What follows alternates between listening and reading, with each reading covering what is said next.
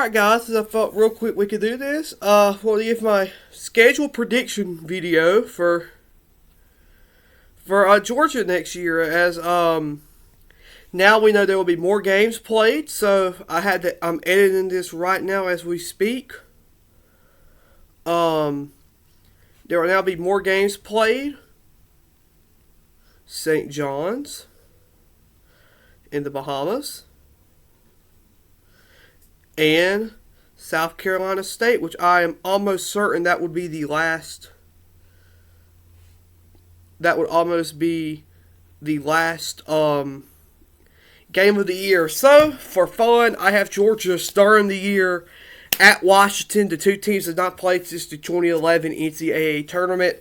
I thought that would be fun because Georgia West Coast trip, they opened up against Oregon last year. This is solely kind of based off of last year.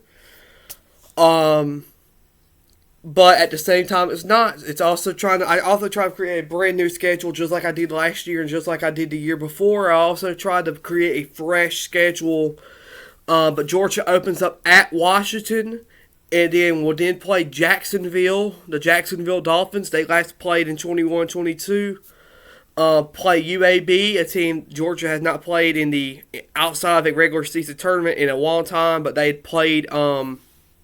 They did play in the Sunshine Slam in 2022-23. And then a return trip Georgia owes SMU a trip. Georgia played SMU 1920. In 2021, they were supposed to go to Houston to play SMU. Or Dallas, Fort Worth, or whatever area they're in. That did not happen. COVID canceled it. I feel like Georgia owes them another trip. So I'd love to see Georgia go to SMU. And then a 3-game home stretch. Gardner-Webb, the running Bulldogs. University of North Carolina, Wilmington. And then Alabama A&M. I feel like Georgia played one of those teams last year. You're talking about 3 games. UNC Wilmington went to Lexington and gave Kentucky I believe they beat Kentucky if I remember correctly. So I mean, Gardner-Webb beat Georgia in 21-22. So I mean, you're getting 3 straight games right there. 5-6 games. 5, 6, and 7 are very, very tough non-conference games. If you look at it from that standpoint.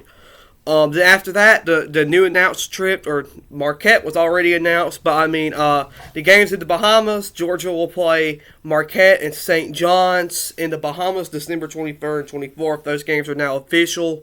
Georgia has played Marquette a few times, as I mentioned in my video. Georgia has not, I cannot recall when Georgia has played St. John's. I believe they've maybe only played once. So then after that, the SEC-ACC Challenge, Georgia takes on Clemson. I have made it known publicly that I am on that train where Georgia should be playing Clemson in the SEC-ACC Challenge. They played Florida State last year. They're supposed to play Florida State, or some people are saying they're going to play Florida State at home. I don't want Florida State. I don't want Wake Forest. I don't want Miami. I don't want a team Georgia has played the last 2 seasons.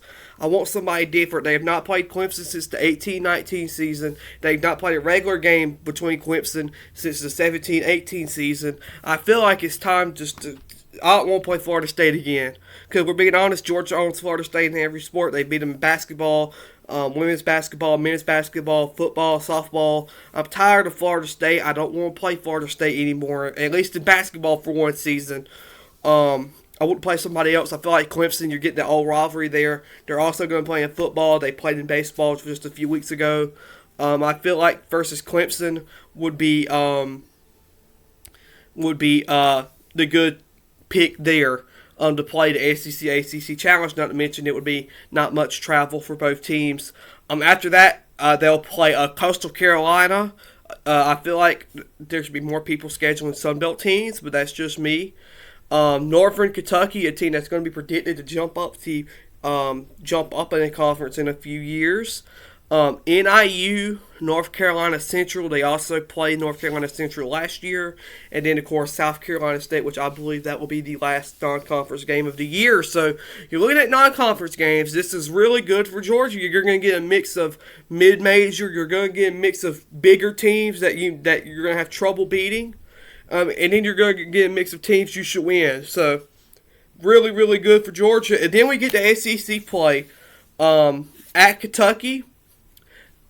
John Calipari is no longer at Kentucky, folks. Those days of Kentucky, those days of Georgia getting beat by Kentucky by 30 or 40 points are now gone. I want Kentucky, and I want to go to Kentucky. And I feel like Georgia could win. I feel like Georgia will win if they go to Kentucky. Georgia has not won in Kentucky since the 08-09 season. I believe Georgia could beat Kentucky if they had a chance to play each other. So please schedule Kentucky. SEC people, please make Georgia go to Kentucky. This is actually a year I want to go to Kentucky. After that, Georgia plays Missouri, and then at Texas A&M. And then Texas, right? Just Texas, Oklahoma will be in the conference. I'm not sure how they're going to deal with this. I'm not sure if Georgia's going to have to go to Kentucky. I'm not sure if they're going to have to go to Oklahoma and Texas. I'm not sure if they're going to go to Texas and go to Oklahoma. I'm not sure what's in store for Georgia at the moment when it comes to Texas and Oklahoma. A dream scenario would be maybe go to Texas and get Oklahoma at home. You definitely do not want to play both on the road, but they should not have to play both at home. That's the way I look at it. We cannot let, in my opinion, I feel like the SEC would be doing Georgia big favors if they gave them both at home in their very first year. Granted, that probably would mean a return trip to both places the year after, so the 26-27 season, or the 25-26 season. That would be awkward to talk about, man. That would be really, really awkward if Georgia had to go to, or Georgia play Texas A&M, or Texas and Oklahoma at home in 1 year, then went the road the next year. That would be odd. And then Arkansas, right? Georgia gets Arkansas at home. John Calipari's new home. Arkansas looks very, very good. They're going to be a really good team next year. And then at Oklahoma, that just kind of alludes back to what I just said. You don't want to have to play games where, your home and homes are weird, because if Georgia has to go to Oklahoma and then to Texas in 1 year, would you really sacrifice that for having to play both of them at home? And that's a hard no for me, because I feel like we should play the best schedule possible. If that means that we're having to play both of those teams on the road, then I don't feel like that's a good scenario, because Georgia has not been really good on the road until last season. They finally just broke away on the road, and they finally got road wins.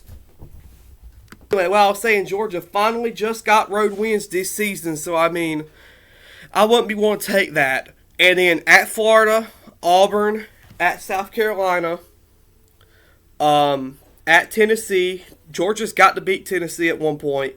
Vanderbilt at Auburn, Florida, South Carolina, LSU, at Ole Miss, at Arkansas, and Kentucky. So that will be the remaining of the schedule. None of this is official. This is way too early. We will do it again in about June when we have more games. My thing is this: Tennessee, Auburn, Florida, and South Carolina. Georgia has to find a way to start beating these teams. You saw it last year. We finally beat South Carolina. We lost to Florida 3 times. We lost to Auburn twice. We lost to Tennessee once and dang near had their best shot. Georgia has to find a way to start closing out these SEC games. If we do, we'll be in great position, but it has to start this year. With the talent Georgia is bringing in, Georgia did lose a lot of talent. Justin Hill, Frank Ansel, eBay, Noah Thomason not transferring, but he is now out of eligibility. Big Russell Chiwa, M.A. Moncrief, R.J. Melendez. I could go on and on about the players Georgia have lost in the transfer portal. But they have recovered. They have brought in players who might even be better than those guys.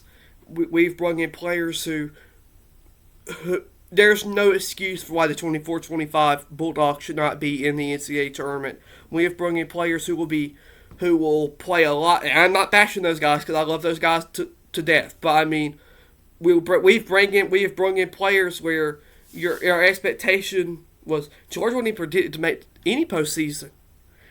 And in January, you thought they might make the NCAA tournament. They unfortunately didn't. But that Justin, Noah, Russ, Slice and Blue to a certain extent. They're going to be on this year's team, so I mean, I don't want to.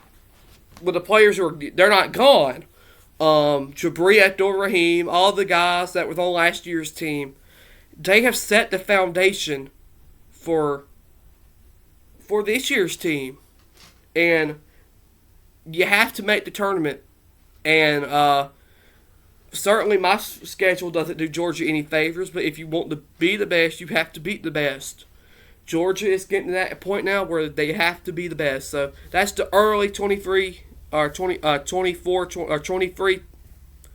That is the early 24-25 schedule predictions. Let's go, Dogs.